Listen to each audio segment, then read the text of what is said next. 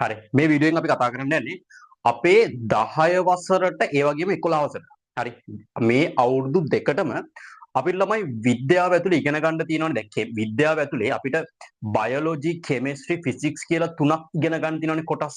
එතකොට ඔය කෙමිස්ට්‍රි කොටසට ළමයි අදාළ පළවෙනි පාඩම විදියට අපිට හම්බ වෙන්නේ පදාර්ථයේ ව්‍යුහය. හරි. ඕක පළවෙනි පාඩම විදියට දාලා තියෙන. කියන්නේ කෙමිස්ට්‍රි වල අපිට 10 වසරේ හම්බ වෙන පළවෙනි පාඩම වෙන්නේ පදාර්ථයේ ව්‍යුහයනේ. ඕක ළමයි දාලා තියෙන්නේ හේතුවකට. හරි. හේතුව තමයි මේ පාඩම තමයි අපේ 10 11 කෙමිස්ට්‍රි ඉගෙන ගන්න කෙමිස්ට්‍රි වල අර ෆවුන්ඩේෂන් එක කියන්නේ. මේක තමයි කෙමිස්ට්‍රි වල ෆවුන්ඩේෂන් එක. මේකේ උඩ තමයි අපි අර අනිත් ඉගෙන ගන්න දේවල් ඔයාට තේරෙන්නේ කොහොමද? හොඳට තේරෙනවද? තේරෙන්නේ නැද්ද කියන එක රඳා පවතින්නේ මේ පදාර්ථයේ ව්‍යුහය පාඩම මත. ඒ හින්දා මම හිතුවා මේ පදාර්ථයේ ව්‍යුහය කියන පාඩම ඔයාලට ලස්සනට හරි කෙලින්ම මම මේ කියන එක ඔයා සම්පූර්ණයෙන්ම අහන් හිටියොත් ආයේ අර ලියන්න කරන්න මුකුත් ඕනේ නැහැ. කෙලින්ම මතක හිටින විදිහට සුපිරියට උගන්වන්න වීඩියෝ 3කින් ඕක උගන්වන්න අපි සැලසුම් කරලා තියෙනවා. එතකොට මේක තමයි ඕකේ පළවෙනි වීඩියෝ එක. පදාර්ථයේ ව්‍යුහයේ පළවෙනි වීඩියෝ එක තමයි මේක. වැඩි කතා නොකර කෙලින්ම පාඩමට යන්න. එහෙනම් මේක පදාර්ථයේ ව්‍යුහය පාඩම. මේක හරි වැදගත් පාඩමක්. හරි.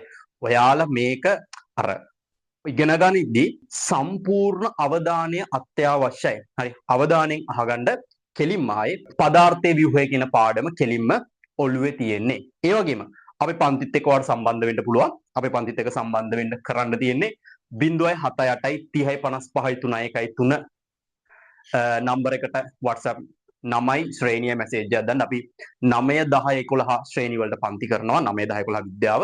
එතකොට ඔයාලට මැසේජ් එකක් දානවා නම් ඔයාලට මැසේජ් එකක් දාන්න පුළුවන් 078 30 55 3 නම්බර එකට. මේකට මැසේජ් එකක් දාලා ඔයාගේ නමයි ශ්‍රේණියයි ඔයා ඉගෙන ගන්න මොන ශ්‍රේණියද ඔයාගේ නම දැම්මම අපේ පන්තිත් එක්ක සම්බන්ධ වෙන්න පුළුවන්. ඔක්කොම විස්තර හම්බ වෙනවා. රෙකෝඩින් ඊට පස්සේ අපේ පන්ති වල සම්බන්ධ වෙන විදිය ඔක්කොම විස්තර නම්බර එකට මැසේජ් එකක් දාලා අපිත් එක්ක ඔන්ලයින් පන්ති වලට අපේ විද්‍යා පන්තිත් එක්ක සම්බන්ධ වෙන්න පුළුවන්. හරි. එහෙනම් අපි පදාර්ථයේ ව්‍යුහය පාඩමට යමු. අපේ අද පාඩමේ නම එතකොට පදාර්ථයේ ව්‍යුහය.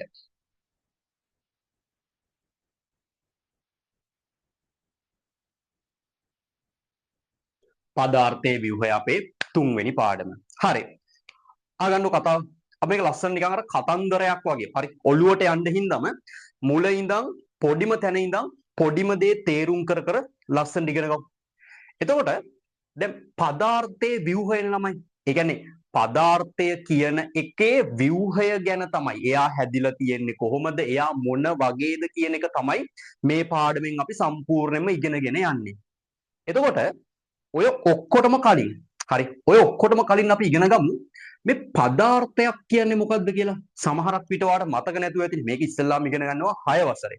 හරි. සමහරක් පිට වාට මේක පොඩ්ඩක් අමතක වෙන්න පුළුවන්. පදාර්ථය කියන එකේ තේරුම මොකක්ද කියලා. මේ බලන්න. අපි ගත්තොත් අපේ අවට පරිසරයේ තියෙන දේවල්. හරි. දැන් ඔයා වටපිට බැලුවොත් ඔයාට අපේ අවට පරිසරයේ තියෙන දේවල් බලා ගන්න පුළුවන්. ඔය දේවල් ළමයි ප්‍රධාන ආකාර දෙකකට බෙදලා පෙන්වන්න පුළුවන්. අපේ අවට පරිසරයේ තියෙන දේවල් ප්‍රධාන ආකාර දෙකකට කඩලා පෙන්වන්න පුළුවන්. එක ඔහොම බෙදද්දී බෙදන්න පුළුවන් එක ආකාරයක් තමයි පදාර්ථ කියන කොටස. හරි. අපේ අවට පරිසරයේ තියෙන දේවල් බෙදන්න පුළුවන් කොටස් දෙකකට. ඒක එක කොටසක් තමයි පදාර්ථ. අනිත් එක ශක්තියින් කියන කොටස. එතකොට අපේ අවට පරිසරයේ තියෙන දේවල් පදාර්ථ සහ ශක්තියින් විදිහට බෙදලා පෙන්වන්න පුළුවන්. මොකද්ද මේ දෙකේ වෙනස? පදාර්ථයක් ශක්තියකින් වෙනස් වෙන්නේ කොහොමද? මේ බලන්න. පදාර්ථයක් කියන ළමයි අවකාශයේ ඉඩක්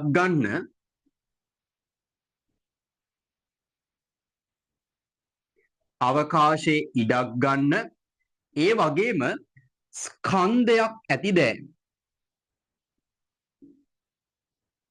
ස්කන්ධයක් තියෙන දේවල්. අවකාශයේ ඉඩකුත් ගන්නවා නම් ඒ වගේම එයාට ස්කන්ධයක් තියෙනවා නම් හරි එයාට අපි කියනවා පදාර්ථ කියලා. ඔයාලා දැන් බලන්න පුළුවන්. ඔයාගේ අවට දැන් චුට්ටක් ඔයා වටපිට බලද්දී ඔයාට පේන 100ට 90කට වඩා දේවල් පදාර්ථ හැටියට තමයි අපි ගන්න. එයාට ස්කන්ධයකුත් තියෙනවා, අවකාශය ඉඩකුත් ගන්නවා. මේ පෑන පදාර්ථයක්. එයි එයාට ස්කන්ධයක් තියෙනවා, ඒ වගේම අවකාශය එයා ඉඩක් අරන් තියෙනවා. එතකොට ශක්තියක් කියන්නේ මොකක්ද එතකොට? හරිනේ. එතකොට ශක්තියක් කියන්නේ මොකද්ද? ශක්තියක් කියන ළමයි එයා අවකාශයේ ඉඩක් ගන්නෑ. හරි. අවකාශයේ ඉඩක් ගන්නෑ. ඒ වගේම එයාට ස්කන්ධයකුත් නැහැ. ඒ වගේම ස්කන්ධයකුත් නැහැ. හරි. උදාහරණ ආලෝක ශක්තිය, රසායනික ශක්තිය, විද්‍යුත් ශක්තිය. ඔය වගේ දේවල්නේ අපි සාමාන්‍ය ශක්තිය වලට උදාහරණ කියන්නේ. ඒ දේවල් දිහා පොඩ්ඩක් කල්පනා කරලා බැලුවොත් ඒව ළමයි අවකාශය ඉඩක් ගන්න නැහනේ. හරි. ආලෝක ශක්තිය උදාහරණයට ගන්නු. අවකාශය ඉඩක් ගන්නෙත් නැහැ. ස්කන්ධයකුත් නැහැ. හරිනේ කතාව. මම ආයෙ පොඩ්ඩක් මතක් කරන්නම්. අපේ අවට තියෙන පරිසරයේ අපේ අවට පරිසරයේ තියෙන දේවල් තමයි අපි මෙහෙම ප්‍රධාන කොටස් දෙකකට බෙදුවේ පදාර්ථ හා ශක්තියින් කියලා. පදාර්ථ කිව්වේ ළමයි අවට අවකාශය කියන්නේ අපේ අවට තියෙන අවකාශයේ ඉඩක් ගන්න ඒ වගේම ස්කන්ධයක් තියෙන දේවල් තමයි අපි පදාර්ථ කියලා කිව්වේ. ඊට පස්සේ ශක්තියින් කියන්නේ අවකාශය ඉඩක් ගන්නෙත් නැහැ, ස්කන්ධයකුත් නැහැ. මේක වාට අපි උගන්වන්නේ 6 දී. හරි. මම ඒකයි මතක් කරා.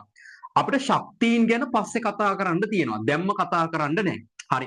අපේ පාඩමේ නම පදාර්ථයේ ව්‍යුහයනේ. එහෙනම් අපිට කතා කරන්න තියෙන්නේ පදාර්ථ ගැන. හරි. මේ පාඩමේ සම්පූර්ණයෙන්ම කතා කරන්න තියෙන්නේ පදාර්ථ ගැන. හරි. ඔන්න පාඩමේ තේරුම දැන් අපි දන්නවා. හරි. පදාර්ථ ගැන ඉගෙන ගන්න තියෙන්නේ පදාර්ථයක් කියන්නේ මොකක්ද කියලා දන්නවනේ. හරි. කතාවට යන් අපි පදාර්ථ. එතකොට මිනිස්සුන්ට ළම කියන්නේ විද්‍යාඥයන්ට හරි අපිට කෘතුහලයක් තියෙනවනේ. දැන් ඔයාට මට මේ ලෝකේ ගැන යම් කිසි කෘතුහලයක් තියෙනවනේ. මේ දේවල් හැදිලා තියෙන්නේ කොහොමද? අපිට තියෙන ලොකුම කෘතුහලය මොකද්ද? මේ ලෝකෙට ජීවය ආවේ කොහොමද කියන එකනේ. හරි. ඒකට එක එක තියරි තියෙනවා. එක එක තියරි. හරියටම කියලා නෑ. මෙහෙම තමයි ලෝකේ ජීවය හටගත්තේ කියලා. හැබැයි අපේ මිනිස්සුන්ට තියෙන කෘතුහලයේ හින්දා. හරි. ඔයාට මට කෘතුහලය තියෙනවා. හරි. කෘතුහලය තියෙනවා. මේ අපිට තියෙන ලොකුම කෘතුහලය තමයි මේ ලෝකෙ පෘථුවියේ. හරි. මේ ලෝකෙට ජීවය ආවේ කොහොමද කියන ඒ කතාව. හරි. එතකොට ඔය කෘතුහලයේ හින්දා ළමයි මේ හැම දෙයක්ම ඇති වෙලා තියෙන්නේ. අපි අද ඉන්න තත්ත්වයට ඇවිල්ලා තියෙන. හිතන්න මනුස්සයා යම් කිසි දියුණු මට්ටමකට ඇවිල්ලා තියෙනවා නම් ඔය ඇවිල්ලා තියෙන එකේ ප්‍රධානතම හේතුව තමයි කෘතුහලය කියන එක. හරි. කෘතුහලය නැත්තම් අපි මේ දේවල් ගැන හොයන්න යන්නේ නැහනේ. හිතන්න ඔයාට කෘතුහලයක් නැත්තම් කිසි දෙයක් ගැන ඔයා මේ දේවල් ගැන හොයන්න යන්නේ නැහනේ. කෘතුහලයක් තියෙනවා නම් තමයි ඔයා හොයන්නේ. ඒ කාලේ මිනිස්සුන්ට ළමයි කෘතුහලයක් තිබ්බා මේ පදාර්ථ හැදිලා තියෙන්නේ මොනාගෙන්ද කියලා හොයාගන්න. හරි. මේව හැදිලා තියෙන්නේ කොහොමද කියලා හොයාගන්න සෑහෙන කෘතුහලයක් තිබ්බා. ඒගොල්ලෝ හෙව්වා. හෙව්වම හම්බුණා ළමයි මේ පදාර්ථ හැදිලා තියෙන්නේ ඉතා කුඩා පරමාණු කියලා જાතියකින්. හරි. ඒගොල්ලෝ හොයද්දි හම්බ වුණා පදාර්ථ හැදිලා තියෙන්නේ ඉතා කුඩා පරමාණු කියලා જાතියකින්. අවුලක් නැහැ. හරි. ඇත්ත පරමාණු කියලා જાතියකින් තමයි හැදිලා තියෙන්නේ. ඊට පස්සේ දැන් පරමාණු කියලාම ආයි අලුත් දෙයක් නේ. හරි. පදාර්ථ කියන්නේ ලෝකෙ තිබ්බ දෙයක්. ඒකත් අලුත් දෙයක්. මිනිස්සුන්ට කෘතුහලයක් ආවා. මොනාගෙන්ද හැදිලා තියෙන්නේ? හරි හෙව්වා පරමාණු හම්බ වුණා. එතකොට දැක්කා පදාර්ථ හැදිලා තියෙන්නේ පරමාණු වලින්. දැන් පරමාණු කියන්නේ ළමයි තවත් අලුත් දෙයක් නේ මේ ලෝකෙට. ආය මිනිස්සුන්ට ආසාවක් ආවා මේ පරමාණු හැදිලා තියෙන්නේ කාගෙන්ද කියලා හොයාගන්න. මේ පරමාණුව කියන්නේ මොන වගේ දෙයක්ද කියලා හොයාගන්න මාර ආසාවක් ආවා. එහෙම ආසාවට හොයද්දී ඒගොල්ලෝ දැක්කා පරමාණුව කියන්නේ එයා හැදිලා තියෙන්නේ තවත් උපපරමාණුක අංශු 3ක් එකතු වෙලා. හරි. මේ පරමාණුව කියන්නේ උපපරමාණුක අංශු 3ක් එකතු වෙලා හැදිච්ච දෙයක්. එහෙනම් පරමාණුව කියන්නේ පොඩිම එක නෙමෙයි. එයා හැදිලා තියෙන්නේ උපපරමාණුක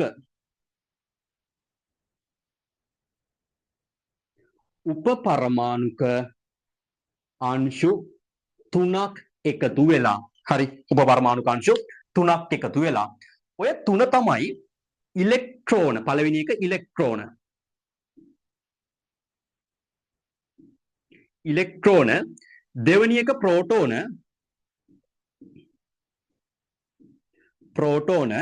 තුන්වෙනි එක නියුට්‍රෝන. මේවා හොයාගන්න ඉතින් ළමයි ඒ කාලේ තියෙන තාක්ෂණික දියුණුවත් අනුව. හරි. දැන් ඒ කාලේ කියන්නේ හිතන්නකෝ 1900 ගණන් වලනේ මේකට ගොඩක් උනන්දු ආවේ. ඒතකොට ඒ කාලේ තියෙන තාක්ෂණෙත් එක්ක තමයි ළමයි පදාර්ථ හැදිලා තියෙන්නේ පරමාණු වලින් කියලා හොයාගත්තේ. ඒ කාලේ තිබ්බ තාක්ෂණෙත් එක්කම හරි ඊට වඩා ඊට පොඩ්ඩක් කාලයකට පස්සේ පරමාණු කියන්නේ පොඩිම කෙනා නෙමේ පරමාණු හැදිලා තියෙන්නේ උපපරමාණුක අංශ තුනක් එකතු වෙලා කියලා කිව්වා. ඉලෙක්ට්‍රෝන, ප්‍රෝටෝන, නියුට්‍රෝන එකතු වෙලා තමයි පරමාණු හැදිලා තියෙන්නේ. දැන් වෙද්දි හරි මම මේක පාඩමේ නෑ නිකන් කියන්න. දැන් වෙද්දි හොයාගෙන තියෙනවා මේගොල්ලෝ උපපරමාණුක අංශ හැදිලා තියෙනෙත් ළමයි එයාලට වඩා තව පොඩි අංශ එකතු වෙලා. ඒවා අපිට උගන්වන්නේ මතක තියාගන්න. හරි මේවා නෙමේ පොඩි මේවා හැදිලා තියෙන්නේ තව වෙන ඒවා එකතු වෙලා. හරි එච්චර යන්න ඕනේ මේගොල්ලෝ ගන්න. එතකොට පරමාණු හැදිලා තියෙන්නේ උපපරමාණුක අංශ තුනක් ඉලෙක්ට්‍රෝන, ප්‍රෝටෝන, නියුට්‍රෝන කියන කට්ටිය එකතු වෙලා තමයි පරමාණු හැදිලා තියෙන්නේ. පරමාණු විශාල සංඛ්‍යාවක් එකතු වෙලා පදාර්ථ හැදිලා තියෙනවා. ළමයි ආයි අලුත් දේවල්නේ. හරි ආයි මිනිස්සුන්ට කෘතුහලය ගෙනල්ලා දෙන ආයි අලුත් දේවල් තමයි උපපරමාණුක අංශු කියන්නේ. මේවා ගැන විද්‍යාඥයෝ ළමයි සෑහෙන ලොකු පරීක්ෂණ කරා. හරි ඔය පරීක්ෂණ කරද්දි දැක්ක ළමයි මේවා වලට තියෙනවා විද්‍යුත් ආරෝපණ. සාමාන්‍ය මොනවාද අපි විද්‍යුත් ආරෝපණ? ධන හරි ඍණනේ. එතකොට ඒගොල්ලෝ දැක්කා මේ උපපරමාණුක අංශ වලට ළමයි ආරෝපණ තියෙනවා. මොනවාද ආරෝපණ? ඉලෙක්ට්‍රෝන කියන්නේ ළමයි ඍණ ආරෝපිත අංශු. ප්‍රෝටෝන කියන්නේ ධන ආරෝපිත අංශු. නියුට්‍රෝන වලට ළමයි ආරෝපණයක් නැහැ. හරි එයාට ආරෝපණයක් නැහැ. එයා නිකන් අර උදාසීනයි වගේ. එයා ආරෝපණයක් නැහැ. එයාට නිකන් පැත්ත කරලා ඉන්නවා. හැබැයි ඉලෙක්ට්‍රෝන හා ප්‍රෝටෝන වලට ආරෝපණ තියෙනවා. ඉලෙක්ට්‍රෝන වලට ඍණාරෝපණයක් තියෙද්දි ප්‍රෝටෝන වලට ධනාරෝපණයක් තියෙනවා. හරි මූලික දේවල් ටික හරි. අපි දැනගත්තා පදාර්ථ හැදිලා තියෙන පරමාණු වලින් පරමාණු හැදිලා තියෙන්නේ උපපරමාණුක අංශු එකතු වෙලා. උපපරමාණුක අංශු කීයක් තියෙනවද? 3ක්. ඉලෙක්ට්‍රෝන, ප්‍රෝටෝන හා නියුට්‍රෝන එකතු වෙලා තමයි පරමාණු හැදෙන්නේ. පරමාණු එකතු වෙලා තමයි පදාර්ථ හැදෙන්නේ. මූලික සැකස්ම හරි ළමයි. හරි. ඔයාට උගන්නන්න තියෙන මූලික දැනුම හරි. ඊළඟට ප්‍රශ්නයක් ආවා. දැන් මේව හොයාගත්තනේ ළමයි. හොයාගත්තම මේවා කොහොමද තියෙන්නේ? දැන් ඔයා හිතන්නකෝ.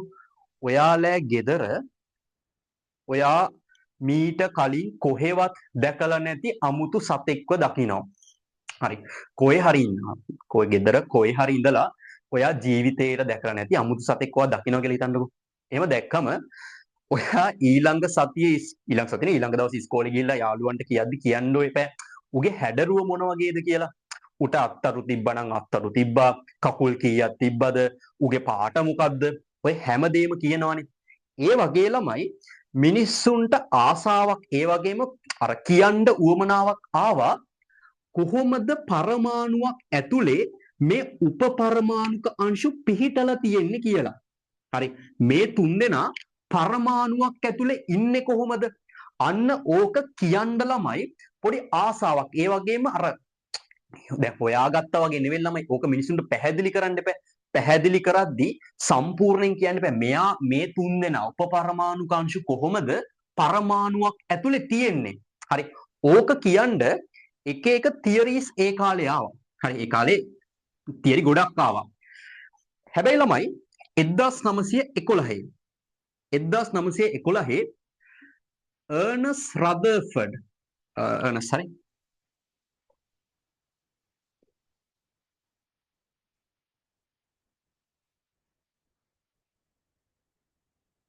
අර්නස් රදර්ෆර්ඩ් ළමයි තියරි එකක් ඉදිරිපත් කරා පරමාණුක ආකෘතිය කියලා.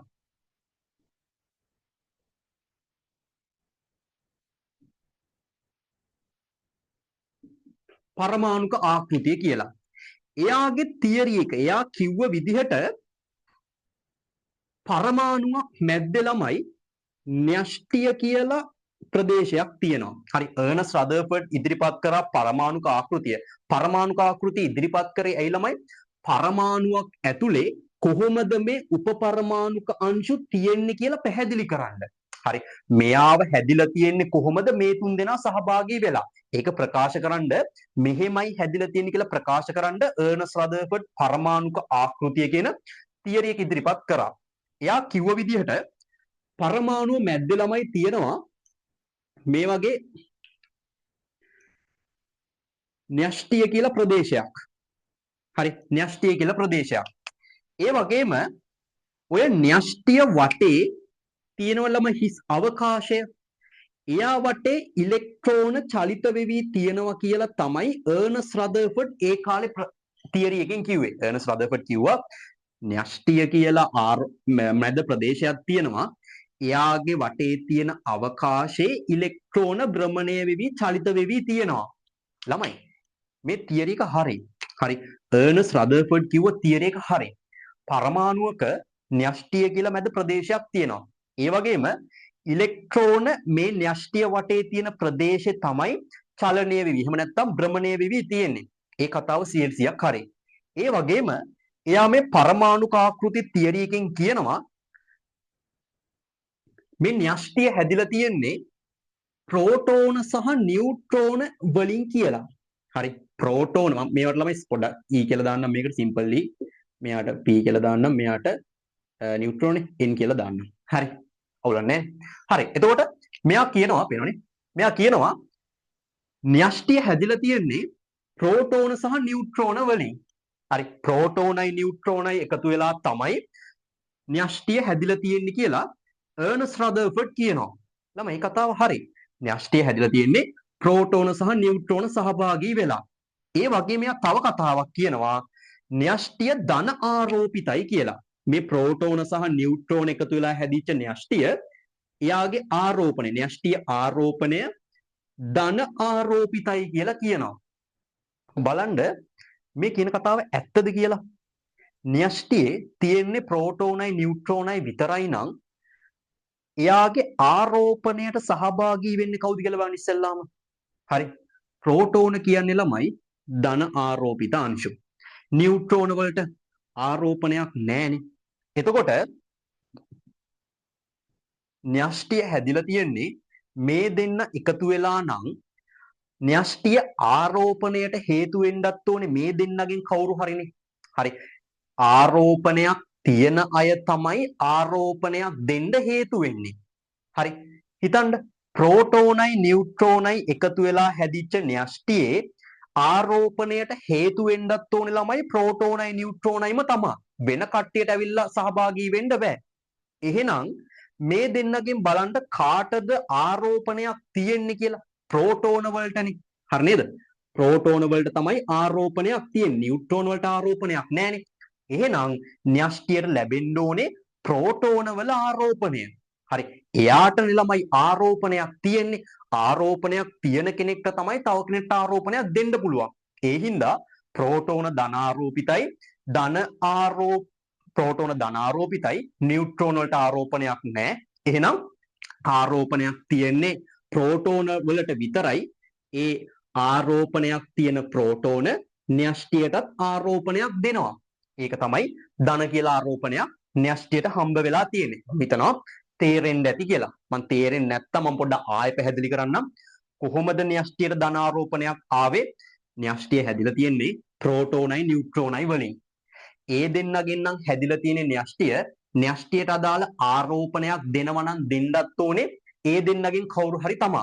එතකොට ප්‍රෝටෝන වලට ධන ආරෝපණයක් තියෙනවා නියුට්‍රෝන වලට ආරෝපණයක් නැහැ. ඒ හින්දා න්‍යෂ්ටියට ආරෝපණයක් දෙන්න සහභාගී වෙන්නේ ප්‍රෝටෝන.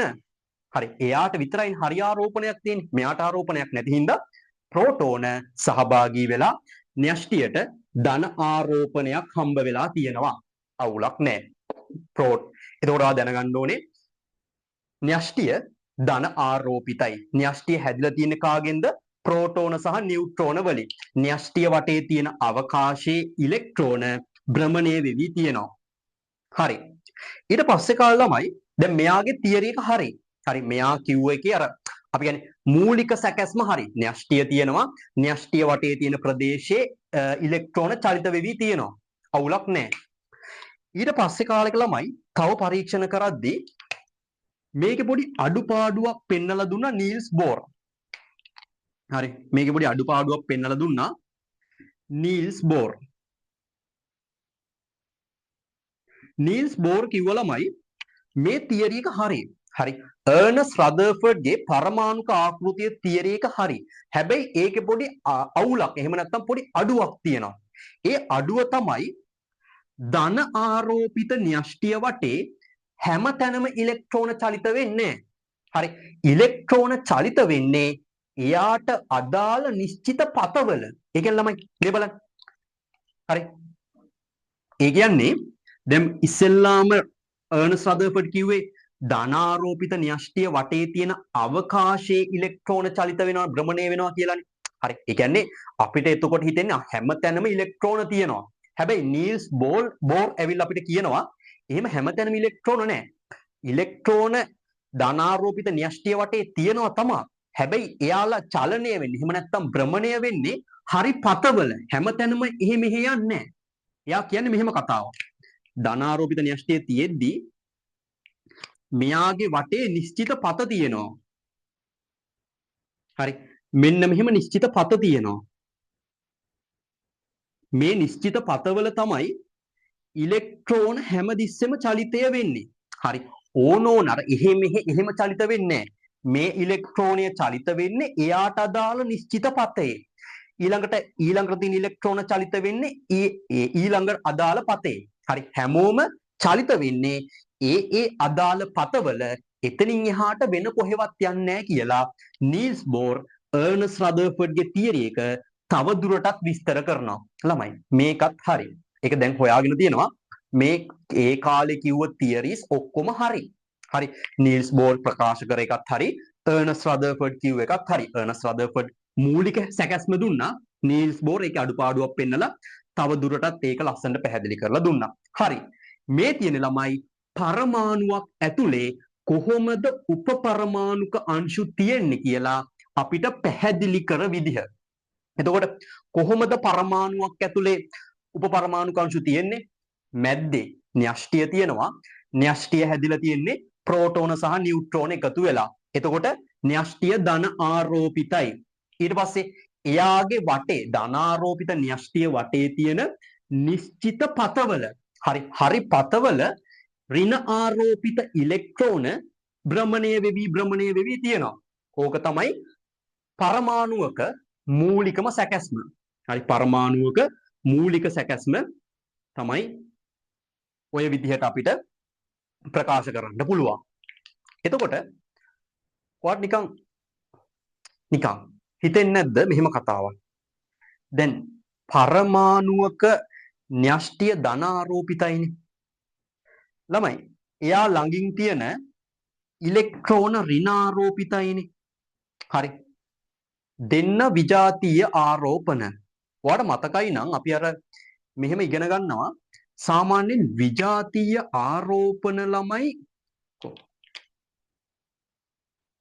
හරි. විජාතීය ආරෝපණ ආකර්ෂණය වෙනවා කියලා අපි නිකන් ඉගෙනගෙන තියෙනවනේ. හරි. විජාතීය ආරෝපණ ආකර්ෂණය වෙනවා. දෙන්න ඇවිල්ලා එකට ඇලෙනවා. ඒකට ප්‍රශ්නයක් එන්න පුළුවන්. මේක එහෙම වෙන්නේ නැද්ද? හරි. ධනාරෝපිත න්‍යෂ්ටියක් තියෙනවා. යා වටේ නිශ්චිත පත්තවල ඍණ ආරෝපිත ඉලෙක්ට්‍රෝන චලිත වෙවි තියෙනවා. එහෙම චලිත වෙද්දී මේ න්‍යෂ්ටියයි එයා වටේ තියෙන ඉලෙක්ට්‍රෝනයි එකිනෙක ආකර්ෂණය වෙන්නේ නැද්ද කියලා ප්‍රශ්නයක් එන්න පුළුවන්. ළමයි ඕකට උත්තරේ මේකයි. ඒ ගොල්ලෝ අතර පොඩි ආකර්ෂණ බලයක් තියෙනවා.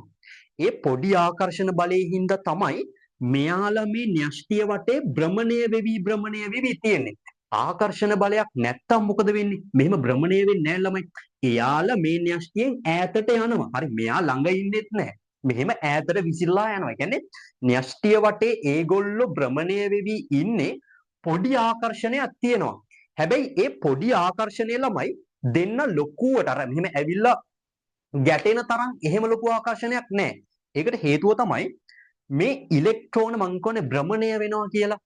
ඔය භ්‍රමණය වන වේගය සාමාන්‍යයෙන් ඉලෙක්ට්‍රෝනයක් ළමයි ධනාරෝපිත න්‍යෂ්ටිය වටේ තප්පරයට කිලෝමීටර් 2000ක්. හරි. තප්පරයට කිලෝමීටර් 2000 ඊට වඩා වැඩි වෙන්නත් පුළුවන්. 2200ක් වගේ වෙන්නත් පුළුවන්. අපි නිකන් 2000ක් කියමුකෝ. සාමාන්‍යයෙන් ඉලෙක්ට්‍රෝනයක් ළමයි ධනාරෝපිත න්‍යෂ්ටිය වටේ තප්පරයට කිලෝමීටර් 2000ක වේගකින් භ්‍රමණය වෙනවා. හරි. ඔය වේගයත් එක්ක ළමයි ඒ කට්ටිය ඇවිල්ලා ඇලෙන්නේ නැහැ. හරි. චූටි ආකර්ෂණයක් තියෙනවා තමයි. හැබැයි ඒක අර වේගයත් එක්ක ළමයි ආකර්ෂණය වෙලා එකිනෙක ඇලෙන්න තරම් ලොකු ආකර්ෂණයක් නෙමෙයි. හරි. ලොකු ආකර්ෂණයක් නෙමෙයි. එහෙනම් අර ප්‍රශ්නෙට උත්තරේ මොකද්ද? දෙන්න අතර ආකර්ෂණයක් තියෙනවද? ඔව්. චූටි ආකර්ෂණයක් තියෙනවා.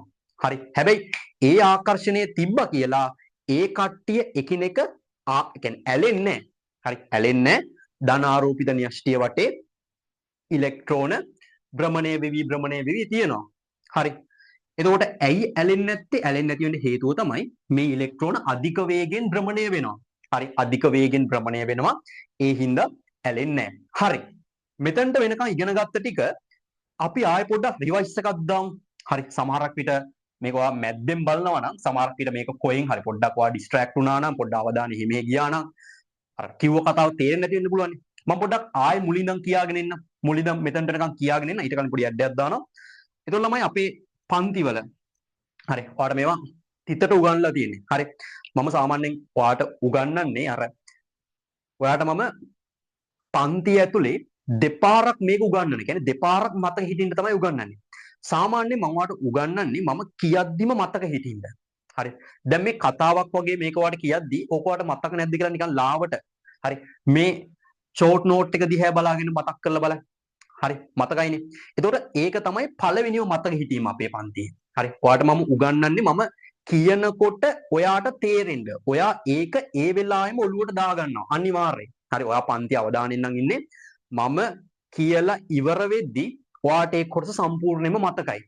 දෙවනියට මතක හිටවන්නේ ඕක ලියලා. හරි. අපේ ෂෝට් නෝට් බුක් එක තියෙනවා.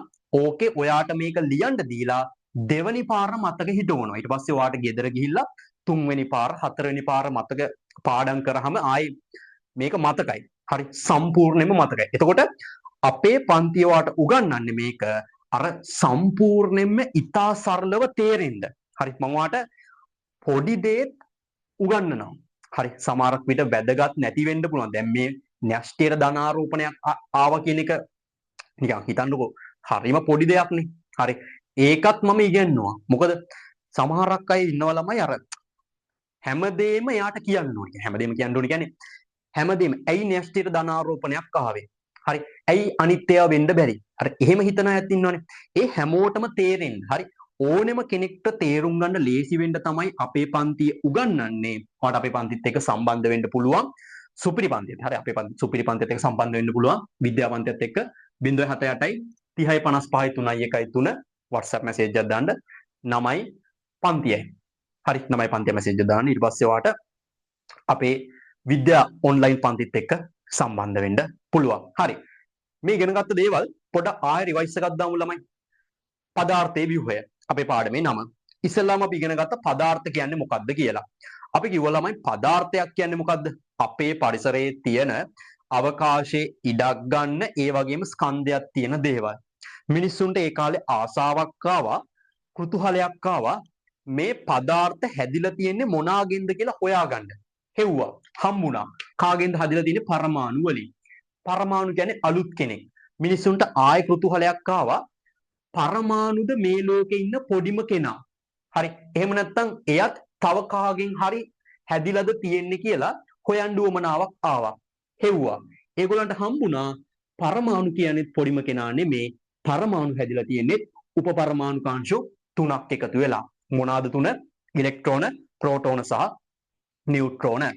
එතකොට ළමයි ඉලෙක්ට්‍රෝන වල ආරෝපණය ඍණ. හරි. ඒ වගේම තවදුරටත් පරීක්ෂණ කරද්දී හම්බුණා ඉලෙක්ට්‍රෝන කියන්නේ ඍණාරෝපිතයි, ප්‍රෝටෝන ධනාරෝපිතයි, නියුට්‍රෝන වලට ආරෝපණයක් නැහැ.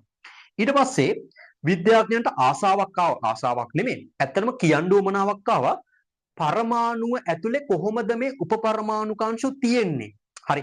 මෙයාලා මොන විදිහටද ඉන්නේ කියලා කියන්න උවමනාවක් ආවා. ඒකට එක තියරිස් ඒ කාලේ ඉදිරිපත් වුණා. ඕකෙන් පිළිගත්ත හොඳම, ඒ කියන්නේ අර ලොකුම නිර්වද්‍යතාවයක් තියෙනවා කියලා පිළිගත්ත තියරි එක තමයි 1911 ඉදිරිපත් අර්නස්ට් රදර්ෆර්ඩ් ඉදිරිපත් කරපු පරමාණුක ආකෘතිය තියරි එක. මේකෙදි එයා කිව්වා ධන ආරෝපිත න්‍යෂ්ටිය වටේ ඉලෙක්ට්‍රෝන භ්‍රමණය වෙවි තියෙනවා කියලා. කතාව හරි. ධන ආරෝපිත න්‍යෂ්ටිය වටේ ඉලෙක්ට්‍රෝන භ්‍රමණය වෙවි තියෙනවා. ඊවට අවකාශයේ භ්‍රමණය වෙවි තියෙනවා. ඊට පස්සේ නීල්ස් බෝර් ඕක තව දුරටත් පැහැදිලි කරා. අර්නස්ට් රදර්ෆර්ඩ්ගේ තියරි එක හරි. හැබැයි ඒකට තව පොඩි කෑල්ලක් එකතු වෙන්න ඕනේ. ඒ කෑල්ල තමයි ධන ආරෝපිත න්‍යෂ්ටිය වටේ තියෙන නිශ්චිත පතවල හරි පතවල තමයි මේ ඉලෙක්ට්‍රෝන භ්‍රමණය වෙවි තියෙන්නේ. හැම තැනම යන්නේ හරි. එහෙනම් අර අර්නස්ට් රදර්ෆර්ඩ්ගේ තියරි එක තවදුරටත් නීල්ස් බෝර් මොකද්ද තවදුරටත් විස්තර කරලා පරමාණුව ඇතුලේ කොහොමද උපපරමාණුක අංශු තියෙන්නේ කියලා හරිම විදිහට තියරි එකක් අපිට කිව්වා. මොකක්ද මේ තියරි එක?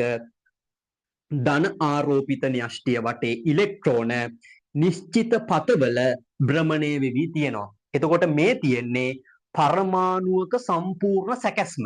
හරි. මේකෙන් දල සැකැස්ම. හරි. මේ වගේ තමයි පරමාණුවක් තියෙන්නේ. න්‍යෂ්ටියක් තියෙනවා.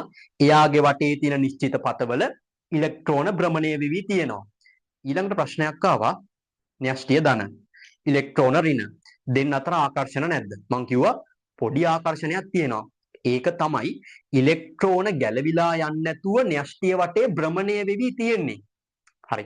ආකර්ෂණයක් නැත්තම් ළමයි කවුරුත් වටේ කැරකි කැරකි ඉන්නේ නෑනේ. ඔයාලට අත්දැකීම් තියෙන මං කියන්න ඕනේ නෑ. හරි. මොනවා හරි දෙයකට ඔයාට ආකර්ෂණයක් තියෙන හින්දා තමයි ඔයා ඒකේ වටේ කැරකි කැරකි ඉන්නේ. හරි. ආකර්ෂණයක් නැති තැනක ඔයා කැරකි කැරකි නෑ ළමයි. ඒක ගණන් ගන්නෙත් නෑනේ. අත්දැකීමක් තියෙනවනේ. හරි මම දන්නවා. ඔයාලට අත්දැකීම් තියෙන කියලා මම දන්නවා. හරි. එතකොට මොකද්ද? ධනාරෝපිත න්‍යෂ්ටිය වටේ ධනාරෝපිත න්‍යෂ්ටියයි ඉලෙක්ට්‍රෝනයි අතර පොඩි ආකර්ෂණයක් තියෙනවා. ඒක තමයි ඉලෙක්ට්‍රෝන ගැලවිලා යන්නේ නැතුව න්‍යෂ්ටිය වටේ භ්‍රමණය වෙවි තියෙන නිශ්චිත පතවල. හරි. හැබැයි ඒක ළමයි න්‍යෂ්ටියයි ඉලෙක්ට්‍රෝනයි ඇලෙන්න තරම් ලොකු ආකර්ෂණයක්ද? නෑ. එහෙම ඇලෙන්න දෙන්නේ නෑ. ඇයි ඉලෙක්ට්‍රෝන භ්‍රමණය වෙන්නේ අධික වේගයකින්. හරි. ඔය වේගයත් එක්ක දෙන්නට ගිහිල්ලා ඇලෙන්න බෑ. හැබැයි චූටි ආකර්ෂණයක් තියෙනවා. කියන්නේ මෙහෙම ඇලෙන්නේ පොඩි ආකර්ෂණයක් තියෙනවා. හරි. අවුලක් නෑ. එතකොට ළමයි ඔයාලට පේනවද නිකන් මේකේ ආකෘතිය මොන වගේද කියලා? මැද්දේ න්‍යෂ්ටිය තියෙනවා, වටේ ඉලෙක්ට්‍රෝන නිශ්චිත පතවල භ්‍රමණය වෙවි තියෙනවා. මේක නිකන් අර අපේ සෞරග්‍රහ මණ්ඩලය වගේනේ. හරි. සූර්යයා මැද්දේ ඉන්නවා. එයා වටේ අනෙකුත් ග්‍රහලෝක භ්‍රමණය වෙවි තියෙනවා. ඒ වගේනේ. මේකට කියනවා ළමයි ඔය හැඩේ හින්දා. හරි. මේ හැඩේ හින්දා ඕකට කියනවා පරමාණුක ග්‍රහ ආකෘතිය කියලා කියනවා. මේකට කියනවා පරමාණුක ග්‍රහ ආකෘතිය කියලත්. පරමාණුක ග්‍රහ ආකෘතිය කියලත්. හරි. එතකොට මූලික සැකැස්ම හරි. ඔයාලට මූලික දැනුම හරි. දැන් ඔයා දන්නවා පරමාණුවක් ඇතුලේ කොහොමද උපපරමාණුක අංශු තියෙන්නේ කියලා දැන් ඔයා දන්නවා. අපි පොඩ්ඩක් මෙතනින් ඉස්සරහට යමු.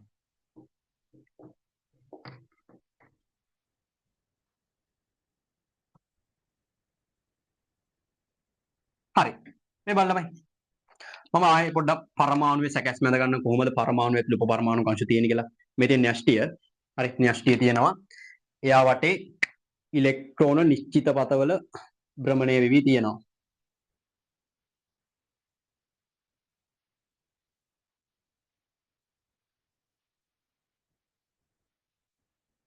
හරි. මේ බලන්න. මේ අපි යන්නේ. හිතමු හරි. මේක තමයි සැකැස්ම. හරි. ළමයි අපිට මෙහෙම කතාවක් කියනවා. අපෙන් අහනවා ඔයාලා දන්නවද පරමාණුවක සමස්තාරෝපණය කිය. දැන් අපි න්‍යෂ්ටි ආරෝපණය දන්නවා. න්‍යෂ්ටිය වටේ තියෙන ඉලෙක්ට්‍රෝන වල ආරෝපණයක් දන්නවා. අපෙන් අහනවා ඔයාලා ඊළඟට දන්නවද මේ පරමාණුවේ සමස්ත ආරෝපණය කීයද? හරි. මුළු පරමාණුවේම ආරෝපණය කීයද කියලා අහනවා. ඕකට මෙහෙම කතාවක් කියනවා ළමයි. පරමාණුවක් ඇතුලේ.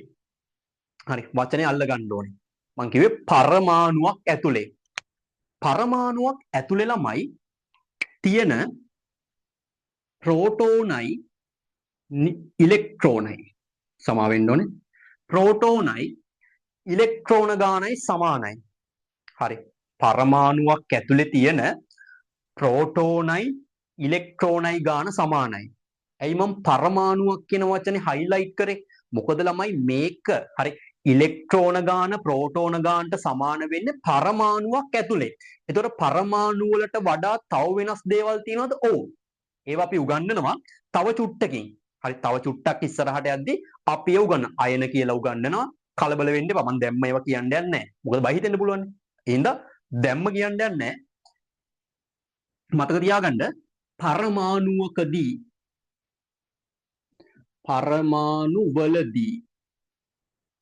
පරමාණු වලදී එයාගේ ඇතුලේ තියෙන ප්‍රෝටෝන ගානයි ඉලෙක්ට්‍රෝන ගානයි සමානයි. එහෙනම් අපිට මේ සමස්ත පරමාණුවෙම ආරෝපණය හොයන්න මෙහෙම පුළුවන්. මේ බලන්න. ඔයා හිතන්න ප්‍රෝටෝන 10ක් තියෙනවා කියලා පරමාණුවක. හරි. ප්‍රෝටෝන 10ක් තියෙනවා ළමයි ඉලෙක්ට්‍රෝන 10ක් තියෙනවනේ. අයි පරමාණුවක් ඇතුලේ ප්‍රෝටෝනයි ඉලෙක්ට්‍රෝනයි ගාන සමානයිනේ. එතකොට ප්‍රෝටෝන 10ක් තියෙනවා කියන්නේ ළමයි ධන 10ක ආරෝපණයක් තියෙනවා. ඉලෙක්ට්‍රෝන 10ක් තියෙනවා කියන්නේ ඉලෙක්ට්‍රෝන වල ආරෝපණය ඍණ. එතකොට ඍණ 10ක ආරෝපණයක් තියෙනවා. එතකොට සමස්ත ආරෝපණය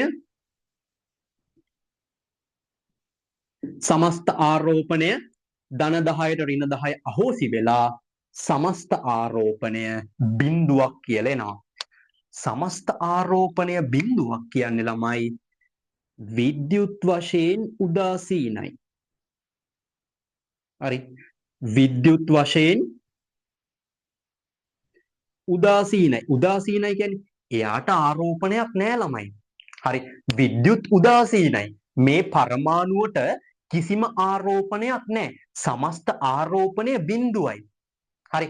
ඒ වගේ සමස්ත ආරෝපණය බිඳු අවස්ථාවේ නම් එයා ඉන්නේ අපි කියනවා එයාට විද්‍යුත් වශයෙන් උදාසීනයි කියලා. එහෙනම් පරමාණුවක් කියන්නේ ළමයි විද්‍යුත් වශයෙන් උදාසීනයි. හරි. පරමාණුවකට ආරෝපණයක් තියනවද නැහැ? ඇයි එයාට සමස්ත ආරෝපණය බිඳුවක් එහෙම නැත්නම් විද්‍යුත් වශයෙන් උදාසීන ගතියක් ආවේ? මොකද පරමාණුවක් ඇතුලේ තියෙන ප්‍රෝටෝන ගානයි ඉලෙක්ට්‍රෝන ගානයි සමානයි. හරි. ඔන්න ඔය හේතුව හින්දා. ඉතින් හිතන්නකෝ පරමාණුවක් ඇතුලේ ළමයි සමස්ත ආරෝපණය හොයන්න උදව් වෙන්නේ ආරෝපණයක් තියන අයනේ. තව කෙනෙක්ට නිකන් හිතෙන්න පුළුවන් ඇයි මේකට මම දැන් ඉලෙක්ට්‍රෝනයි ප්‍රෝටෝනයි නියුට්‍රෝනත් ඉන්නවනේ. ඇයි මම මේකට නියුට්‍රෝන ගත්තේ නැත්තේ කියලා කාට හරි හිතෙන්න පුළුවන්. ඇයි මම මේකට නියුට්‍රෝන ගත්තේ නැත්තේ? අපි හෙව්වේ ළමයි සමස්ත ආරෝපණයනේ. සමස්ත ආරෝපණය හොයද්දී අපි ගන්න ඕනේ ආරෝපණයක් තියන අයව විතරයිනේ. හරි. ආරෝපණයක් නැත්තම් එයාව අරගෙන වැඩක් නැහැනේ. නියුට්‍රෝන වලට ආරෝපණයක් තියනවද? නෑ ළමයි. හරි. ආරෝපණයක් නැති කෙනෙක් කවදාවත් සමස්ත ආරෝපණයට සහභාගී වෙන්නේ නැහැ. හරි. නියුට්‍රෝන වලට ආරෝපණයක් නැති හින්දා එයාගෙන් පරමාණුවට ආරෝපණ වෙනසක් ඇති කරන්න කිසිම හේතුවක් නැහැ. ඒ හින්දා අපි නියුට්‍රෝන සලකන්නේ නැහැ. සමස්ත ආරෝපණය සලකද්දී අපි බලන්නේ ළමයි කවුද මේ සමස්ත ආරෝපණයට හේතු වෙන්නේ. හරි. කවුද ආරෝපණ තියෙන්නේ කියලා තමයි බලන්නේ. ආරෝපණ තියෙන දෙන්නයිනේ හිටියේ ඉලෙක්ට්‍රෝනයි ප්‍රෝටෝනයි. ඉලෙක්ට්‍රෝන ඍණ ප්‍රෝටෝන ධනාරෝපිතයි. හරි. එහෙනම් ඒ දෙන්න තමයි පරමාණුවක සමස්ත ආරෝපණයට බලපෑමක් හේතුවක් වෙන්නේ. ඒ හේතුවක් වෙන දෙන්න සමානයි නම් සමස්ත ආරෝපණය බිඳුවයි ළමයි. අපි කියන්නේ පරමාණුවකදී එයාගේ ඇතුලේ තියෙන ප්‍රෝටෝන ගානයි ඉලෙක්ට්‍රෝන ගානයි සමානයි. ඒ හින්දා සමස්ත ආරෝපණය බිඳුවයි. එහෙනම් පරමාණුවක් කියන්නේ විද්‍යුත් වශයෙන් උදාසීනයි. හරි. ඕකත් මම හිතනවා තේරුණා කියලා. ඊට පස්සේ ළමයි මේ බලන්න. තව චුට්ටයි තව පොඩ්ඩයි. මේ බලන්න. දැන් පරමාණුවක් විද්‍යුත් වශයෙන් උදාසීනයි කියලා දන්නවා. හරි. එතකොට අපි කිව්වා නේද ළමයි අර පරමාණුවක ඉලෙක්ට්‍රෝන භ්‍රමණය වන්නේ නිශ්චිත පතවල. මේ බලන්න නිශ්චිත පතවල කියලා. අපි ඔය පතවලට කියනවා ළමයි ශක්ති මට්ටම්.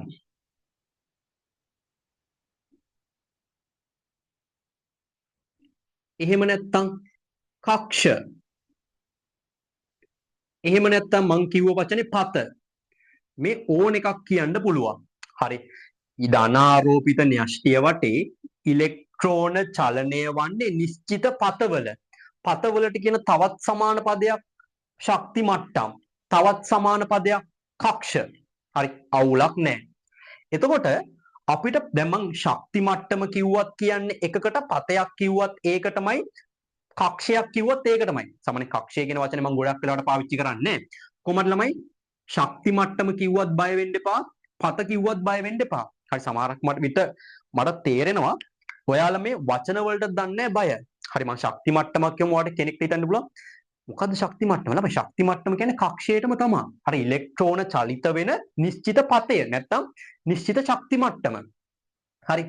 එතකොට මේ ශක්ති මට්ටම් ළමයි අපිට හඳුන්වන්න පුළුවන්. හරි. පළවෙනි එක්කෙනා මේකයි, දෙවෙනි එක්කෙනා මේකයි, තුන්වෙනි එක්කෙනා මේකයි කියලා හඳුන්වන්න පුළුවන්. කොහොම හඳුන්වද්දී අපි මේ හඳුන්වන්න පාවිච්චි කරන්නේ කියන්නේ මොකක් හරි ක්‍රමයක් තියෙන්න බෑ.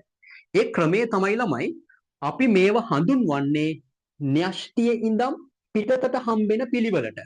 හරි. න්‍යෂ්ටියේ ඉඳන් පිටතට මේ එළියට යන විදිහට තමයි අපි ආව හඳුන්වන්නේ. එතකොට න්‍යෂ්ටියට ළඟින්ම හරි න්‍යෂ්ටියේ ඉඳන් එළියට යද්දී ඉස්සෙල්ලාම හම්බෙන ශක්ති මට්ටම තියෙන ළමයි. එයාට අපි 1 කියනවා. ඒ තමයි පළවෙනි ශක්ති මට්ටම. හරි. න්‍යෂ්ටියේ ඉඳන් එළියට යද්දී අපිට හම්බ වෙන පළවෙනිම ශක්ති මට්ටම. මේ පළවෙනිම කියන එයාට අපි කියනවා පළවෙනි ශක්ති මට්ටම. හරි. ඊට පස්සේ එයාව පහු කරගෙන යද්දී ඊළඟට හම්බෙන කෙනාට අපි කියනවා දෙවෙනි ශක්ති මට්ටම. ඊළඟට එයාවත් පහු කරගෙන ඊළඟට යද්දී ඒ හම්බෙන කෙනාට අපි කියනවා තුන්වෙනි ශක්ති මට්ටම. ඊට පස්සේ ඊළඟට එයාවත් පහු කරගෙන යද්දී හිතන්නකෝ මෙතනින් තව කෙනෙක් ඉන්නවා කියලා. හරි. හිතන්න මෙතන තව කෙනෙක් ඉන්නවා කියලා. හරි. එතකොට එයා හතරවෙනි ශක්ති මට්ටම. අපි මෙහෙම තමයි ඔය එක එක ශක්ති මට්ටමක් හඳුන්වන්නේ. හරි. න්‍යෂ්ටියේ ඉඳන් පිටතට යන පිළිවෙලින් හරි න්‍යෂ්ටියේ ඉඳන් පිටතට යද්දී ඒ හම්බෙන පිළිවෙල අනුව තමයි අපි එක එක ශක්ති මට්ටමක් ළමයි නම් කරේ. එතකොට කොහොමද අපි නම් කරේ? 1 2 3 4 කියලා. 1 කියන්නේ න්‍යෂ්ටියට ළඟින්ම ඉන්න කෙනා. ඊට පස්සේ 2 කියන්නේ ඊළඟට හම්බෙන කෙනා. 3 ඊට පස්සේ 4 ඊට පස්සේ හම්බෙන කෙනා. මේකේ මම ලකුණු කරොත් 1 2 3 4 මේනේ පළවෙනි ශක්ති මට්ටම, දෙවෙනි ශක්ති මට්ටම, තුන්වෙනි ශක්ති මට්ටම, හතරවෙනි ශක්ති මට්ටම. අවුලක් නැහැනේ. හරි. ඊට පස්සේ ළමයි අපිට මෙහෙම කතාවකුත් කියනවා. හරි. න්‍යෂ්ටියේ ඉඳන් පිටතට යන්න හරි න්‍යෂ්ටියේ ඉඳන් පිටතට යන්න ඔය එක එක ශක්ති මට්ටමක ශක්තිය වැඩි වෙනවා. හරි. ශක්තිය වැඩි වෙනවා. හැබැයි ශක්තිය වැඩි වුණාට ළමයි න්‍යෂ්ටියේ ඉඳන් පිටතට යන්න ශක්ති මට්ටම් අතර පරතරය අඩු වෙනවා. ඉන්න ශක්ති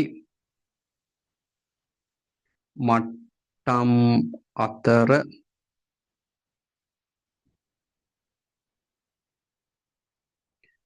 අඩු වෙනවා. අපිට කියනවා හරි අපි දැන් නම් කරන විදිය දන්නවනේ. න්‍යෂ්ටියේ ඉඳන් පිටතට යද්දී අපි එක එක ශක්ති මට්ටම නම් කර 1 2 3 4 කියලා. තව එකක් කියන්න. මේක උගන්ලා කියන. හරි මේක උගන්ලා කියන. 1 2 3 4 කියලා. එතකොට ඔය 1 2 3 4 කියන ළමයි එළියට කියන්නේ ශක්ති මට්ටම ලොකු වෙනවනේ. අපිට කියනවා ඔයා න්‍යෂ්ටියේ ඉඳන් පිටතට යද්දී ශක්ති මට්ටමේ ශක්තියක් වැඩි වෙනවා. කියන්නේ ශක්ති මට්ටම ලොකු වෙද්දී එයාගේ ශක්තියක් වැඩි වෙනවා. හැබැයි ශක්ති මට්ටම ලොකු වෙද්දී ළමයි එයාලා අතර තියෙන පරතරය අඩු වෙනවා. පරතරය කියන්නේ මේකයි. මේ බලන්න. පළවෙනි ශක්ති මට්ටමයි දෙවෙනි ශක්තිමයි මට්ටමයි අතර තියෙන පරතරයක් තියෙනවනේ. ඒ පරතරය ළමයි 2යි 3යි අතරට යද්දී අඩුයි. ඒ කියන්නේ මෙහෙමයි. මම ඒක ඇඳලා පෙන්නන සමහරක් විට අර හරියටම පොඩ්ඩක් අඳින්න බැරි වෙන්න පුළුවන්. හැබැයි නිකන් දල අදහසකින් මම අඳින්නම්. හිතන්නකෝ මේ තියෙන න්‍යෂ්ටියේ ළමයි. හරි. ඔය කියන්නේ මේ තියෙන්නේ පළවෙනි ශක්ති මට්ටම. එතකොට මේ තියෙන දෙවෙනි ශක්ති මට්ටම කියලා හිතන්නකෝ. මේ දෙන්න අතර යම්කිසි පරතරයක් තියෙනවනේ. හරි මේ දෙන්න අතර යම්කිසි පරතරයක් තියෙනවනේ. ඔය පරතරයට වඩා අඩු පරතරයක් තමයි ළමයි 2යි 3යි ශක්ති මට්ටම් අතර තියෙන්නේ. කියන්නේ මෙයයි අතර තියෙන්නේ 1යි 2යි අතරට වඩා අඩු පරතරයක් 3යි 4යි එයාලා අතර තියෙන්නේ ඊටත් වඩා අඩු පරතරයක්. ඒ කියන්නේ ශක්ති මට්ටම් ගාන වැඩි වෙද්දී ශක්තිය වැඩි වෙනවා. හැබැයි ශක්ති මට්ටම් අතර පරතරය අඩු වෙලා යනවා. මට තව දෙයක් කියන්න බැරි වුණා.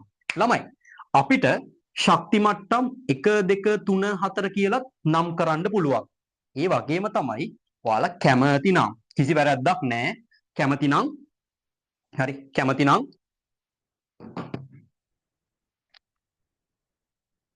හරි මේවා හරි පළවෙනි ශක්ති මට්ටම K දෙවෙනි ශක්ති මට්ටම L තුන්වෙනි ශක්ති මට්ටම KLM හතරවෙනි ශක්ති මට්ටම N කියලා අපිට නම් කරන්නත් පුළුවන් KLMN හරි අපිට ඕන නම් ළමයි ශක්ති මට්ටම් 1 2 3 4 කියලා නම් කරන්නත් පුළුවන් ඕනනම් K L M N කියලා නම් කරන්නත් පුළුවන් මේ ඕන විදිහකට නම් කරාට කිසි වැරද්දක් නැහැ. හරි 100ට 100ක් හරි. එහෙනම් ළමයි මොකද්ද අපි දැන් කතා කරේ? ශක්ති මට්ටම් ගැන. හරි ශක්ති මට්ටම් කිව්වේ මොනවටද? පතවලටම අර ඉලෙක්ට්‍රෝන චලිත වෙන පතවලටම තමයි. අපි ශක්ති මට්ටම් නම් කරාද? ඔව්. කොහොමද නම් කරේ? න්‍යෂ්ටියේ ඉඳන් පිටතට යද්දි හම්බෙන පිළිවෙලට 1 2 3 4 හරි KLMN කියලා දාලා හරි නම් කරා. ඕකේ විශේෂත්වය මොකද්ද? ශක්ති මට්ටම් වැඩි වෙද්දි ළමයි ඒව අතර ශක්තිය වැඩි වෙනවා. හරි ශක්ති මට්ටම න්‍යෂ්ටි ඉඳන් පිටතට යන්න යන්න එයාලගේ එක එක ශක්ති මට්ටමට අදාළ ශක්තිය වැඩි වෙනවා. අවුලක් නැහැ. හැබැයි ශක්ති මට්ටම් අතර පරතරය එන්න එන්න අඩු වෙනවා. හරි ඒකත් කිව්වා. තව දෙයක් කියන්නම්. හරි ශක්ති මට්ටම් අතර පරතරය අඩු වෙනවා කියලා කිව්වනේ. හරි ළමයි එතකොට මේ එක එක ශක්ති මට්ටමක තියෙන්න පුළුවන් උපරිම ඉලෙක්ට්‍රෝන සංඛ්‍යාවක් තියෙනවා. හරි මේ එක එක ශක්ති මට්ටමක තියෙන්න පුළුවන් උපරිම ඉලෙක්ට්‍රෝන සංඛ්‍යාවක්. අපිට නිකන් හිතුණා නේද ඉස්සෙල්ලා කිව්ව විදිහට පළවෙනි ශක්ති මට්ටමේ ඉලෙක්ට්‍රෝන 100ක් විතර තියෙන්න පුළුවන්. දෙවෙනි ශක්ති මට්ටමේ 500ක් විතර තියෙන්න පුළුවන්. තුන්වෙනි ශක්ති මට්ටමේ කැමති ගාණක් ආයේ තව 100ක් තියෙන්න පුළුවන්. එහෙම බෑ ළමයි. හරි මේ එක එක ශක්ති මට්ටමේ තියෙන්න පුළුවන් උපරිම ඉලෙක්ට්‍රෝන සංඛ්‍යාවක් තියෙනවා. ඊට වඩා අපි කොච්චර දාන්න try කරත් එහෙම දාන්න බෑ. එයාගේ උපරිම මට්ටම පිරීලා තියෙන්නේ. හරි තියෙන්න පුළුවන් කොච්චරක්ද එච්චරක් තියෙනවා. සාමාන්‍යයෙන් ළමයි පළවෙනි ශක්ති මට්ටමේ උපරිම ඉලෙක්ට්‍රෝන දෙකක් තියෙන්න පුළුවන්. දෙවෙනි ශක්ති මට්ටමේ උපරිම ඉලෙක්ට්‍රෝන 8යි. තුන්වෙනි ශක්ති මට්ටමේ 18යි. හතරවෙනි ශක්ති මට්ටමේ 32යි. මේ තියෙන්නේ එක එක ශක්ති මට්ටමට අදාළ ඒ ශක්ති මට්ටමේ තියෙන්න පුළුවන් උපරිම ඉලෙක්ට්‍රෝන සංඛ්‍යාව. මේක මම පොඩ්ඩක් ඇඳලා පෙන්නුවොත් පළවෙනි ශක්ති මට්ටම කියන්නේ මෙයාන් ළමයි. එයාගේ ඉලෙක්ට්‍රෝන දෙකක් තියෙන්න පුළුවන්. දෙවෙනි ශක්ති මට්ටම කියන්නේ මෙයානේ. එයාගේ ඉලෙක්ට්‍රෝන 8ක් තියෙන්න පුළුවන්. යුගල විදියට තමයි තියෙන්නේ. හරි මෙහෙම 8ක් තියෙන්න පුළුවන්. තුන්වෙනි ශක්ති මට්ටමේ 18ක් තියෙන්න පුළුවන්. හතරවෙනි ශක්ති මට්ටමේ 32ක් තියෙන්න පුළුවන්. එහෙනම් මේ තියෙන ළමයි පරමාණුවක් පිළිබඳව ඔයා දැනගන්න ඕනේ මූලිකම කරුණු ටික. හරි අපි කතා කරා මොනවද ඉස්සෙල්ලාම කතා කරේ පදාර්ථය. වැඩක් නැහැ පොඩ්ඩක් තියන්නකො. පදාර්ථය නෙමෙයි මේක ලොකුම කතාව. පරමාණු. පරමාණු කියන්නේ පදාර්ථයේ හැදිලා තියෙන කෙනා. අපි කියනවා පදාර්ථයේ තැනුම් මේකක තමයි පරමාණු කියන්නේ. අවුලක් නැහැ. ඊට පස්සේ අපි කිව්වා පරමාණු හැදිලා තියෙන්නේ තවත් උපපරමාණු කංශ තුනක් වන ඉලෙක්ට්‍රෝන, ප්‍රෝටෝන, නියුට්‍රෝන එකතු වෙලා. ඊට පස්සේ අපි කිව්වා ඔය ඉලෙක්ට්‍රෝන, ප්‍රෝටෝන, නියුට්‍රෝන වලට ආරෝපණ තියෙනවා. ඉලෙක්ට්‍රෝන ඍණ, ප්‍රෝටෝන ධන, නියුට්‍රෝන වලට ආරෝපණයක් නැහැ. ඊට පස්සේ පරමාණුවක් ඇතුලේ මේ තුන් දෙනා ඉන්නේ කොහොමද කියලා තියරි එකක් ඉදිරිපත් කරා අර්නස්ට් රදර්ෆර්ඩ්. ඒ තියරි ගැන අපි කතා කරා. නීල්ස් බෝර් ඒක තවදුරටත් පොඩ්ඩක් ගිහිල්ලා කිව්වා ධන ආරෝපිත න්‍යෂ්ටිය වටේ තියෙන නිශ්චිත පතවල හරි පතවල තමයි ඉලෙක්ට්‍රෝන චලිතයේ යෙදෙන්නේ. ඒ පතවලටම අපි කිව්වා ළමයි ශක්ති මට්ටම් කියලා. අපි ශක්ති මට්ටම් නම් කරාද? අනිවාර්යෙන්. කොහොමද නම් කරේ? න්‍යෂ්ටියේ ඉඳන් පිටතට යද්දී අපිට හම්බ වෙන පිළිවෙල අනුව 1 2 3 4 එහෙම නැත්නම් KLMN කියලා නම් කරා. ඊට පස්සේ මම කිව්වා ඔය එක ශක්ති මට්ටමක තියෙන්න පුළුවන් උපරිම ඉලෙක්ට්‍රෝන සංඛ්‍යාවක් තියෙනවා ළමයි. පළවෙනි ශක්ති මට්ටමේ ඉලෙක්ට්‍රෝන 2යි. 2 8යි 3 18යි 4 32ක් වගේ එක ශක්ති මට්ටමට අදාළව තියෙන්න පුළුවන් උපරිම ඉලෙක්ට්‍රෝන සංඛ්‍යාවක් තියෙනවා. හරි. මේකත් මතකයි. අපි මෙතනදී කිව්වා පරමාණුවක සමස්ත ආරෝපණය හොයද්දී එයාගේ සමස්ත ආරෝපණයට හේතු වෙන්නේ ආරෝපණයක් තියෙන කට්ටිය විතරයි. ඉලෙක්ට්‍රෝනයි ප්‍රෝටෝනයි විතරයි. එතකොට පරමාණුවක් නම් එයාගේ ඇතුලේ තියෙන ප්‍රෝටෝන ගානයි ඉලෙක්ට්‍රෝන ගානයි සමානයි. එතකොට ප්‍රෝටෝන 10ක් තියෙනවනේ ඉලෙක්ට්‍රෝන 10ක් තියෙනවා.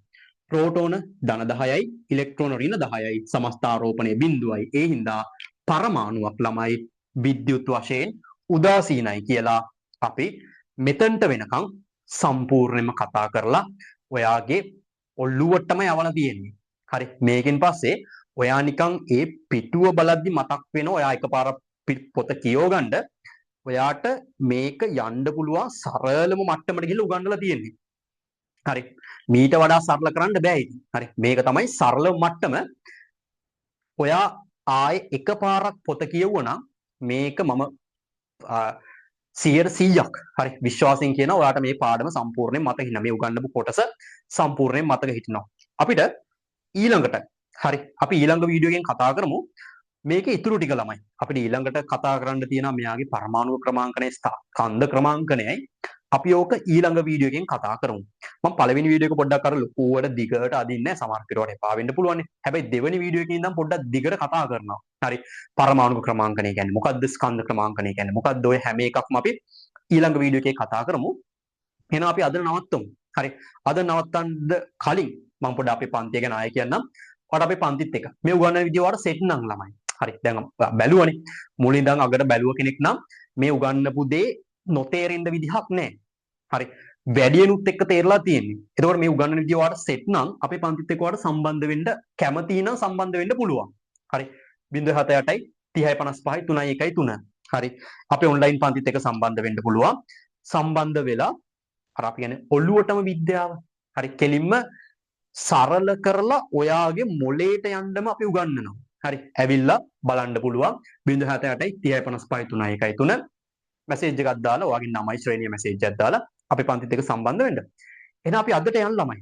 හරි. අපි අදට ගිහිල්ලා මේ පාඩමේ ඉතුරු වීඩියෝස් ටිකත් එක තව වීඩියෝස් දෙකකින් අපි හම්බ වෙනවා. ඒ වීඩියෝස් දෙකෙන් අපි හම්බ වෙමු. එහෙනම් අපි අදට ගිහින් එන්න. ඔයාලට ආයුබෝවන් සුබ දවසක් වේවා. හරි ළමයි. හරි.